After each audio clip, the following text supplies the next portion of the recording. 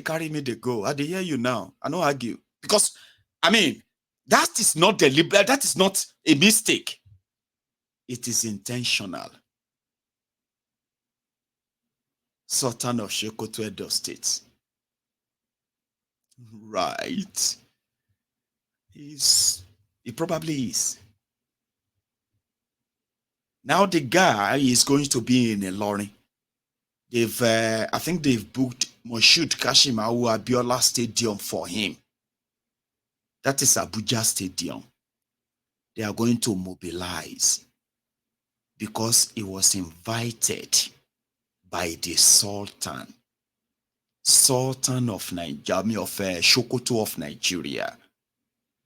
Authorized his invitation letter extended an invitation letter to a known terrorist. And just 2 days ago, that one, which be that one named Zulum of Borno, said the level of poverty in Nigeria today, and then the northern part of Nigeria, that if nothing is done, Boko Haram is going to kill all of us in Nigeria. He said that 2 days ago. Politician. I remember telling all of you that out of about 27 or 30 local governments in Borno State for the past 12 years, no joke, for the past 12 years, out of 30 local governments or so, 24 or so of them have been in the control of Boko Haram and different kind of terrorists.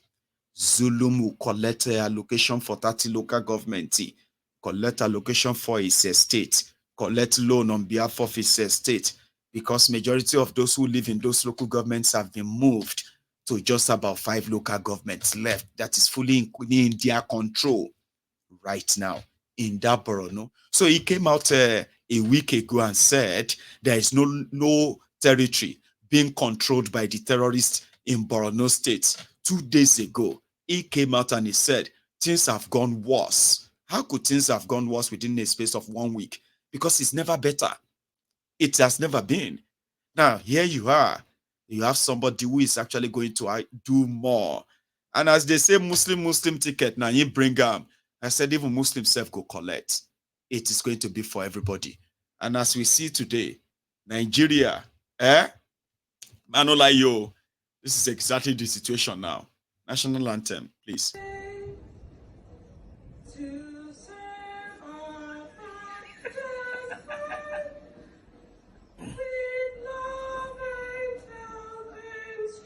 Shit.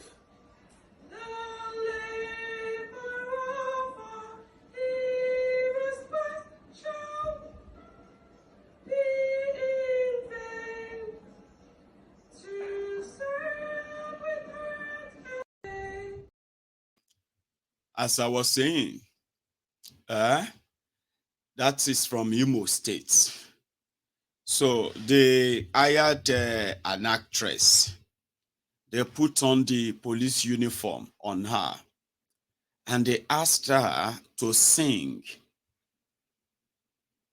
to the police where all the politicians and the rest of them are there. Now, somehow that flopped. But I have seen the video of the lady. She apologized. Okay, that she was sorry for how everybody felt. I said, no, fine girl, don't apologize. Okay, it's not your fault. All right. I mean, you shouldn't be apologizing. A fine girl like you. It's our fault. We know they hear well. We all know say everybody don't mad for Nigeria. You even try self.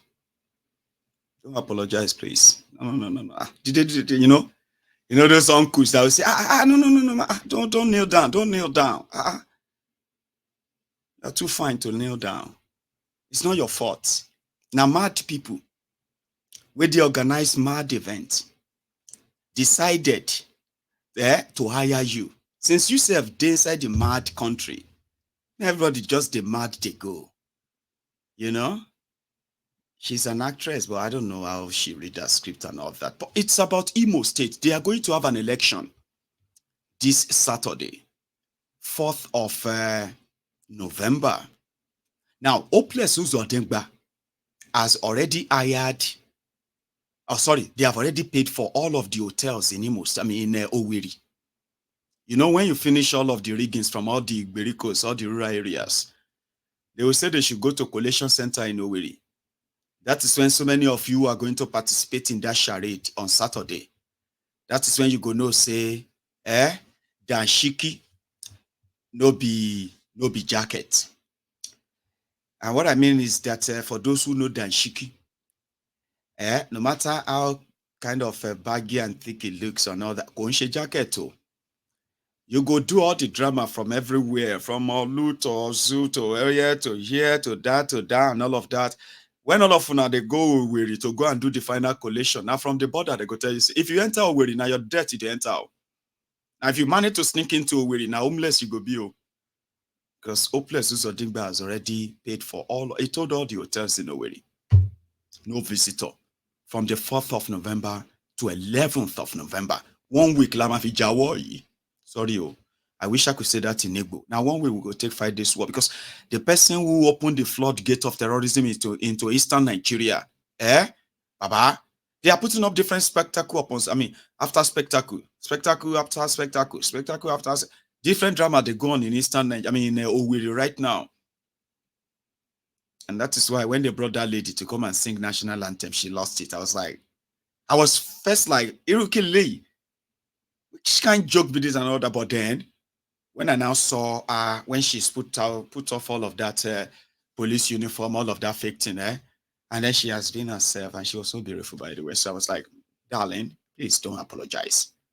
We are in a mad country where you have mad people writing mad scripts. You are only playing your part, darling. Please don't apologize. We forgive you. Abi, on top national anthem. I was even trying to sing that somehow, like something I could sing. Sorry, darling. We are going to go to Abia now.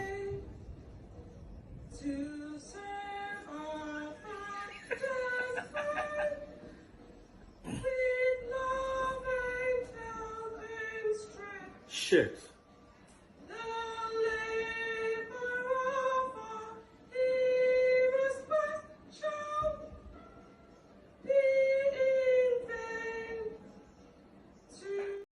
That is not the Nigeria national anthem. But since Nigeria don't propose, where everything don't scatter, here you get, that is the new Nigeria national item. Not anthem, item. Somebody just said that in the comments, and it kind of cracked me up. Like, that one is no be national anthem, it's national item. And I agree. Now, let's stop laughing. Something happened. And I don't want to be an alarmist. And at the same time, I don't want to be a propagandist. So therefore, I'm going to relay this message very carefully. There will be time I usually crack you up. You know what I mean? Like I can crack you up and just keep a straight face and make you laugh for like a minute or two and all that. But this that I'm about to discuss with you is not like that. It is a serious shit. It happened in Abia State. And according to their governor, wait, make I get the name of that market. Because I'm not really good with names. Very terrible sometimes. So this happened in Abia. And according to one Abia cattle market. Now let me pick up that name again. I don't know, I think I got it now. Yeah. It is Umu Chieze market in Umuneuchi local government area. Again, this market is called Umu Chieze cattle market in Abia State.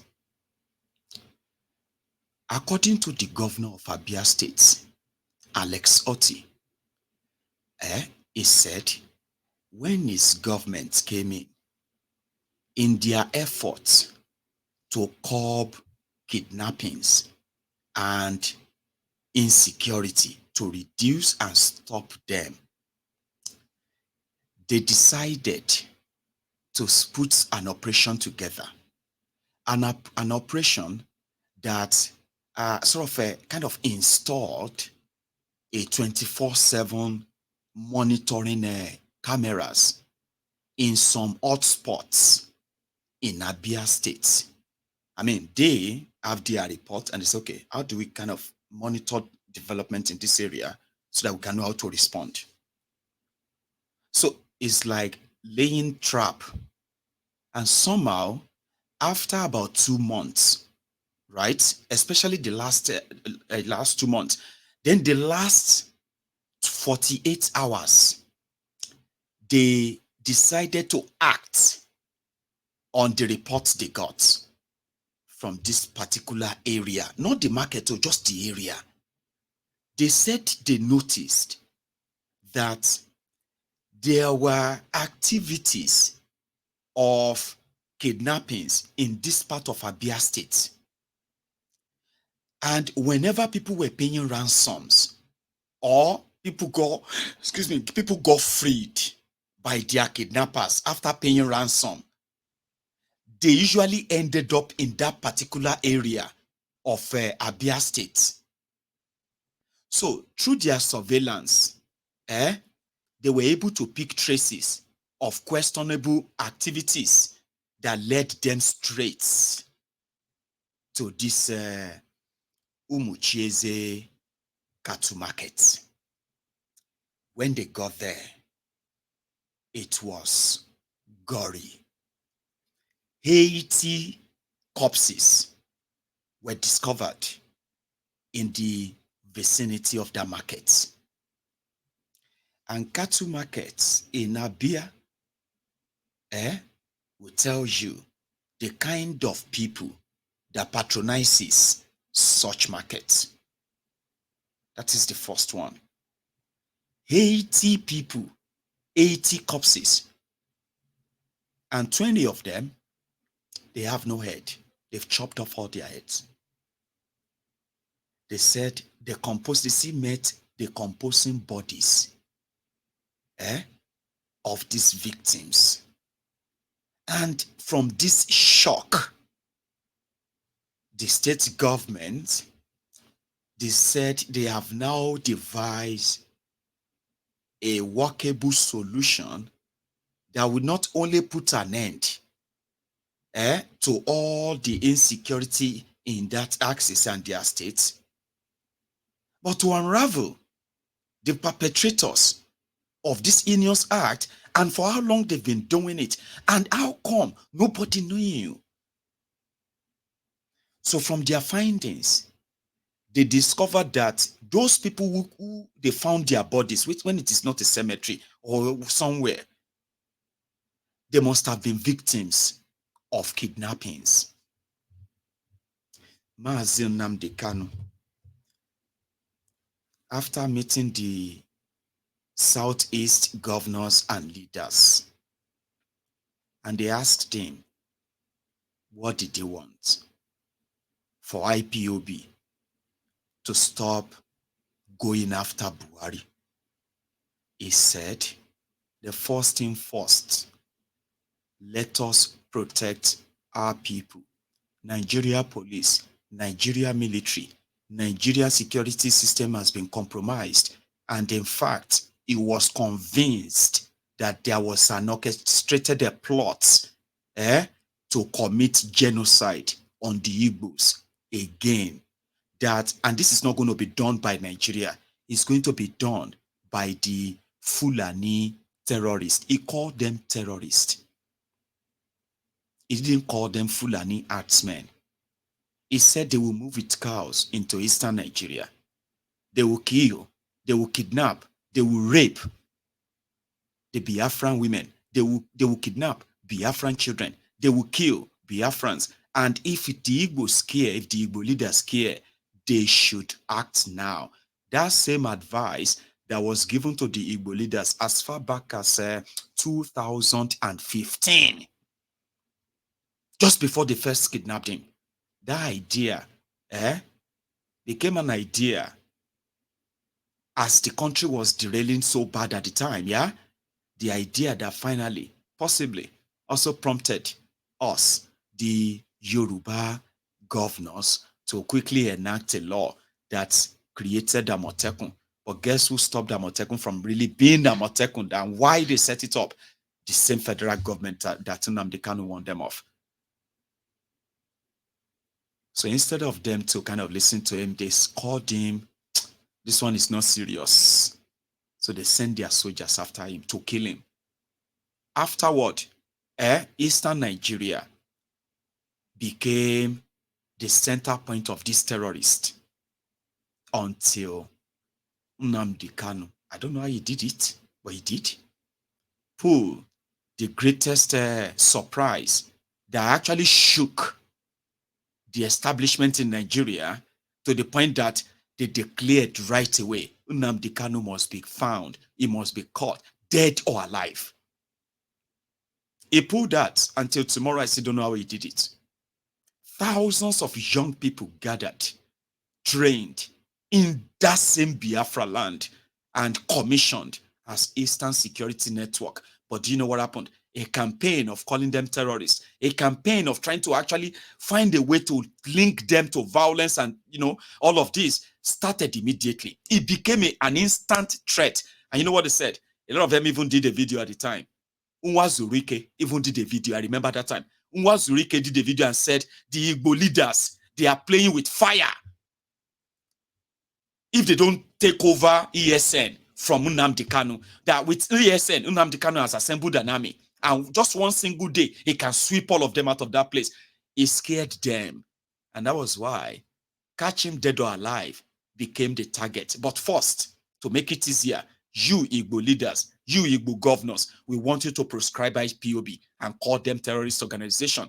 How we finalized the whole thing in Abuja, that was how that went to.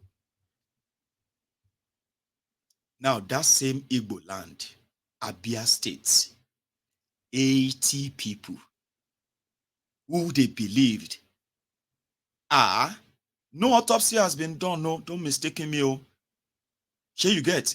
There was no report of any crisis in this community. Oh, that maybe people fought themselves. So communal clashes. That's why they killed themselves. So no.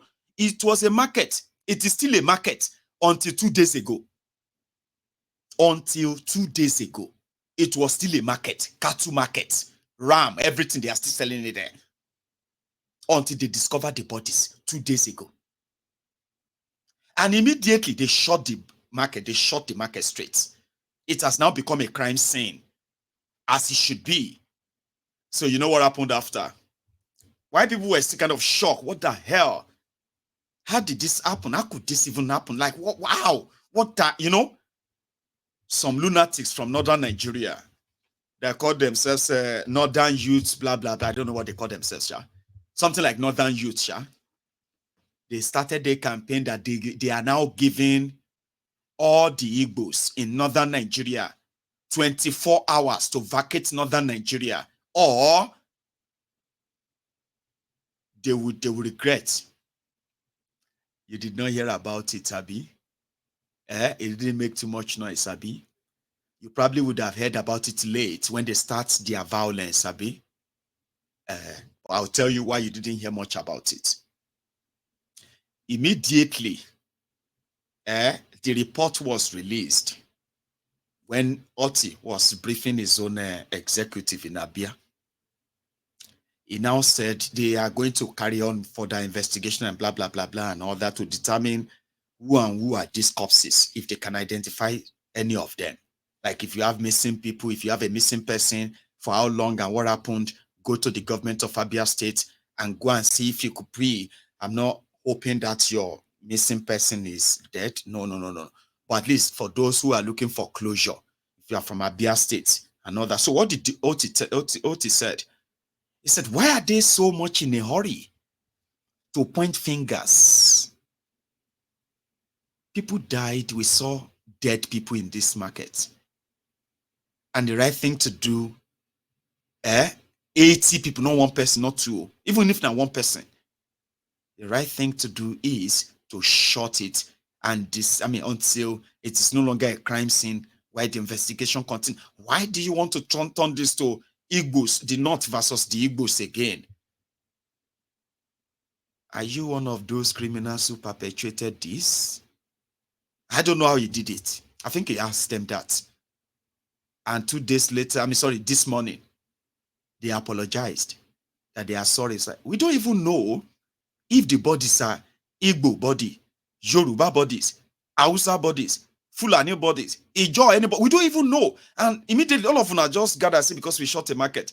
You just gather immediately and say, all the Igbos must leave the northern Nigeria. Like, you don't worry about people. What is wrong with you?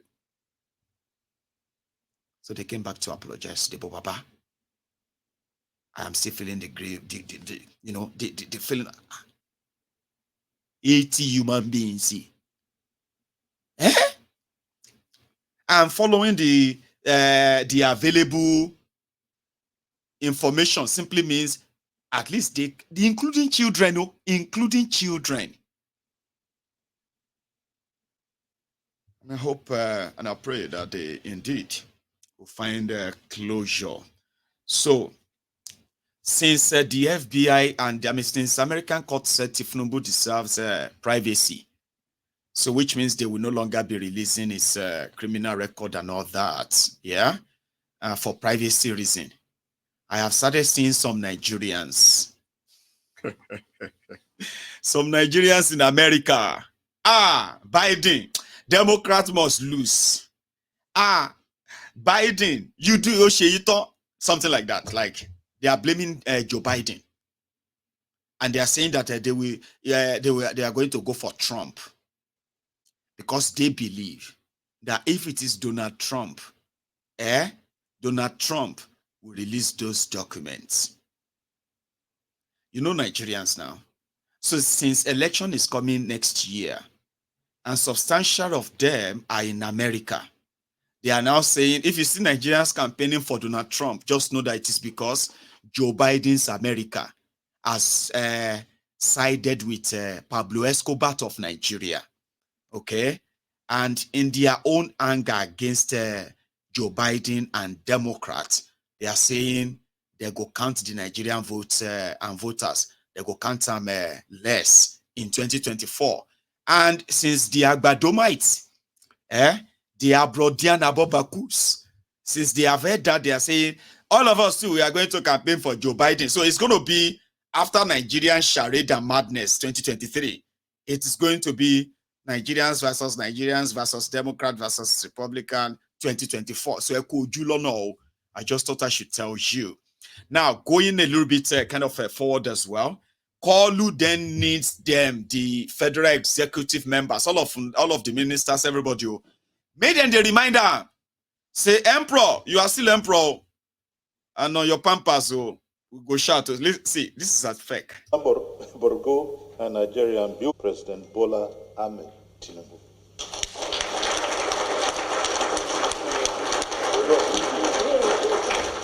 Give him! On your mandate we shall stand. On your mandate we shall stand. On your mandate, on your mandate, on your mandate we shall stand. How many of you remember that movie? Sorry if you are not from, even if you are not from Yoruba land, a lot of you who are not Yorubas will know this movie. Ololade Mr. Money. Remember Ololade Mr. Money? The Olaya Igwe. It's a very old movie now. So some of you, the Indomie generation, you probably will be looking at me like a kilele. So I don't the hold too. I agree. But I told you very soon now, some of you will be saying, you these old people, and I go there, they be like, say, Fimi Diwan. Or maybe I will just be like, hey, I am not one of them. Oh. They say, I know that you are not one of them. But you see, all of you, these old people, I say, you are still using all of us. I am just 60. I say, or you say, I'm just 50. And they say, Baba, you don't turn 50. I say, no, I'll be 50. Baba, you be Baba, oh. You know, be youth again, no, because I don't even know how it's gonna feel like. All of now will be 50 years old. See, I'm just digressing a bit, okay? I'm gonna go back to what we are doing. All of now will be who are currently 50 and above. Tell me, how does it feel? Does it feel like? Do you ever feel like the same way you felt when you are like about 30? I'm not gonna use any lower age. Do you ever feel like you are 50 now, 51, 52, 55? Do you sometimes still feel like, do you sometimes have to remind yourself that you are no longer 30? Like, do you ever find yourself in this situation whereby you just have to be like, man, I need to remind myself, oh, I'm no longer 30, oh, I'm now 55. Do you ever get that kind of thing? I don't know. I need some old question paper. Mokuna the pastor said the old text, old question paper say, am I even, don't worry, it's all normal. You're just gonna feel like the same thing. Are you sure? A little bit of digression. However, I want to take you straight to this gist. Okay. I know what I'm saying. So I've got Shola Jumbu. Sir Jumbu, sir. Like you are 61, right? Do you have to remind yourself that I'll be 61? No. You know, that kind of thing that you get so lost in what you are doing that you felt like you're still doing what you normally do at that age, right? Do you have to remind yourself and say, I can't do that. I'm a 61-year-old man. You know? Or you are the type that constantly remind yourself that, no, I'm not 61. No. I may be 61. No, I'm not 61. No. Like you have to be like, you do your jogging. You still want to you still want to dress so young and all that, right? Because it's a two-way thing. Me, I observe everybody, right? I get older people around me. I get elderly egmons around me. You understand me now? So, but I like asking. I'm sorry for that digression. In case some of you are not that patient, like, well, am I going to continue to live that kind of thing? That I know. You need to relax. You are watching a program, okay? All of the problems are not going to be solved in this video. Do you understand? All of your worries, your concerns, everything, they are not going to be solved or solved in one video. So calm down, loosen up, okay? So that you don't walk yourself up too much. Like, don't be too serious. Are you serious? So, though we should be serious, but are you serious? So, you know. But I have got gist for you. So the what do you call them? The American, like I said, the American government, especially Joe Biden government, they will have Nigerians to deal with in 2024. And don't think it's a revenge. For some, it's revenge, okay? But to others, they are believing that if they put effort, and they know say Nigeria is already effed up already, so no wala. But imagine the world. I know if you're an American, Nigerian American, you just be like, Mayegun, let me stop you there. Stop there. No, don't stop me. Please don't stop me. Let me say my mind. Let me speak my mind. I beg. Don't stop me. You understand me now? So imagine the world where Donald Trump is the president of America and Tifnumbu is the president of Nigeria. And Donald Trump agrees to release Tifnumbu's document. Even though it's probably not going to make any difference or any changes or whatever. But just imagine that world where people will be taunting Tifnumbu with Donald Trump. You know that kind of thing? Just to annoy people. They don't say Trump no fit do anything to Tifnumbu. Tifnumbu no fit do anything to Trump. Nigeria is already kind of ruined anyway, so maybe they just kuku pafuka everything, abi? But just imagine the taunting and say, breaking news. President Donald Trump said, Kiniko Tinubu, I said, na fake news, so you know, say that kind of life. It could just make life too hard. Too hard for an average Abadorian. Because every small money in the morning, they say, I just make pawani. And you people pawani. Eh? And you people you know what I mean? Like, anyway, that's just that. The Ikwere Adolf Hitler. Or what's the way they call him again? I think it's Obi Akpo. Obi Akpo, baby Hitler, with a wiki. And the same card, the same Fubara, is God's son, supposed is to G. They met today at Ass Old Rock. Now, inside the Ass Old Rock, yeah, where the governors of 36 states were invited, including the governor of Abuja, that is Wirewike, Obi Akpo, Small Hitler. So they met face to face and they kind of exchange pleasantry and all that. But in politics, do not by any means get yourselves involved in their war. I have learned that for a long time. Don't die in their war.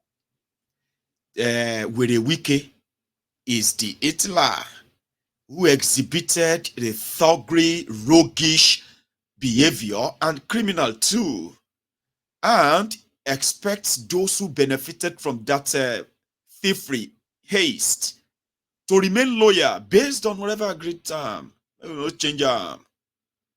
And that is what seems to be going wrong between them, that made us hear the fire inside the State House of Assembly, where they burnt a part of it down. Now, Fubara said it is rumor that he sacked the chief of staff and the people nominated or appointed by Wirewike into his government. No, he didn't sack anybody. He did not suspend the chief justice. So, and the blah, blah, that's what he said in Abuja today. But some said, Wirewike don't they beg. Now, don't hold my word for it too. Because I haven't seen the evidence. I have seen a lot of dramas like this. When Obasanjo was going to remove Audu Ogbe as PDP chairman, okay? And it was simply because they said Audu Ogbe was quoted in the media, rightly or wrongly. They said they criticized Obasanjo. Obasanjo was president. Audu Ogbe was a party chairman. So immediately, Obasanjo said immediately they gave him the money newspaper, and he saw the headline, Audu Ogbe says so to Obasanjo. So he grabbed, he didn't hit, so he was about to hit as president. So he grabbed the paper, called his driver to take him straight to the PDP chairman's house, Audu Ogbe. When Obasanjo got to Audu Ogbe's house, his family welcomed him, right? And he was asked that they were about to serve a breakfast. Would he be interested? He said, yeah, sure. So they made him a very, very fresh, soft pounded yam that morning. Obasanjo sat through the preparation of it and all of that, and he ate the food, right? Washed his hand, asked for toothpick. Picked his teeth. Then he asked for a hand towel. They gave him a hand towel. He dried his hands, right? Then he dipped his hand in his pocket and brought out a prepared resignation letter from Obasanjo. It was Obasanjo who typed the letter and everything, the wordings in it. And inside that letter is Audu Ogbe's resignation. Now he gave it to him, okay? And he said, sign that letter.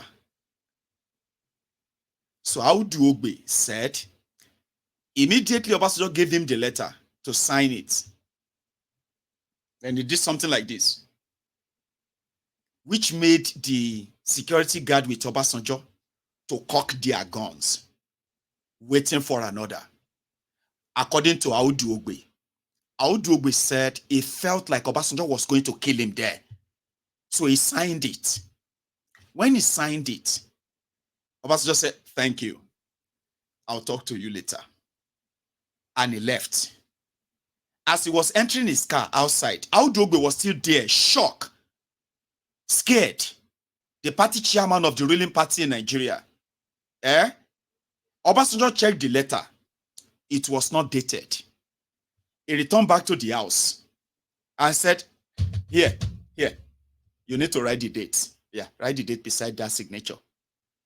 Audrogbe said he took it and he wrote the date. Obasanjo left. So by 10 a.m. that morning, it was a breaking news. PDP chairman Audrogbe has resigned. And that was the end. So I have seen things like this happened. Let me give you another historical example. This one happened in Ibadan. It was during the Lamidi Adedibu's lifetime. Lamidi Adedibu was Obasanjo's friend, very good one. And it was just pretty much like just political tool for Obasanjo. He was a thug, old man. So when democracy came, right, Obasanjo lost Southwest Nigeria. Yorubas didn't vote for him. So while they were putting all of the schemes together, Obasanjo gave Lamidi Adedibu the privilege at the time to own Ibadan and Oyo politics. So he was in charge of choosing who was going to be House Assembly members, those who were to be reps, those who were senators, the governors, the deputy governors. He was also in charge of choosing those who are going to be commissioners and all of that. He was that very, very privileged. If you wanted political power in Oyo State, just go to Adedibu's house. If Adedibu says, okay, you will be that exact political office holder for that particular post you are going for, it was that powerful. Then something happened. In 2003, when Obasanjo was trying to do the second term, a billionaire, industrial billionaire, Lamidi Ladoja, was able to pay Adedibu handsome money, and he became the adopted candidate of Adedibu. So Adedibu became his godfather. Like I said, if you wanted to take anything from Adedibu, it's like dining with the devil. You need to have a very long wooden spoon. Yes, you need to. But Ladoja was rich. He was only rich because he only had money. He did not have that privilege called power, which Adedibu had, and he was milking. The story of Godfather and their godson gone sour.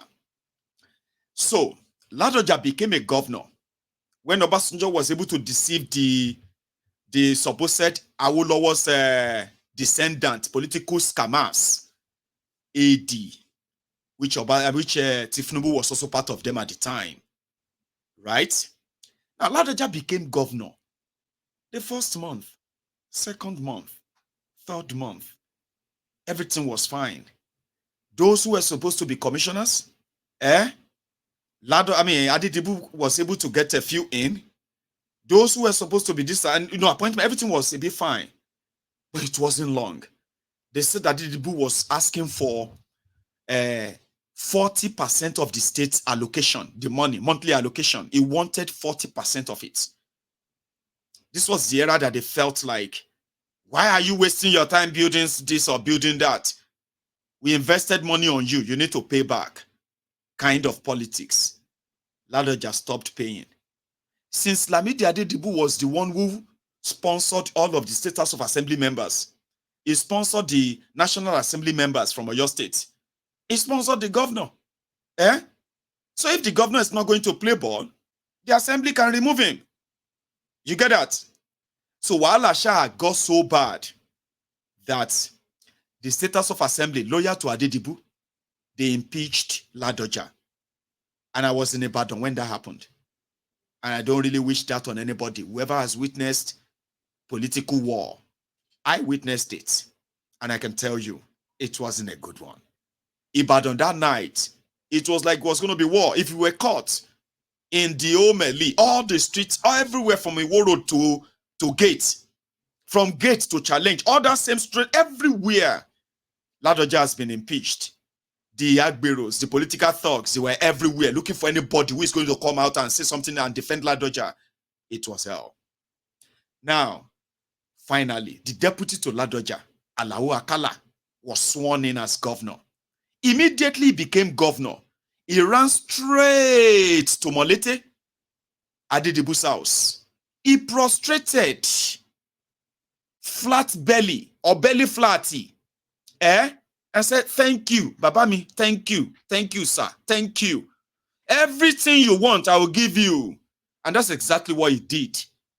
They never bothered about the people, the project or anything anymore. It was sharing galore. I mean, I witnessed that era, okay, until Ladoja came back when the court returned him. And I bet that is when a lot of people actually got to know more about Sunday Igboho, apart from the Modakeke Ife crisis at the time. Ladoja and the political crisis of Oyo State, Igboho practically was Ladoja's ADC, unofficial ADC.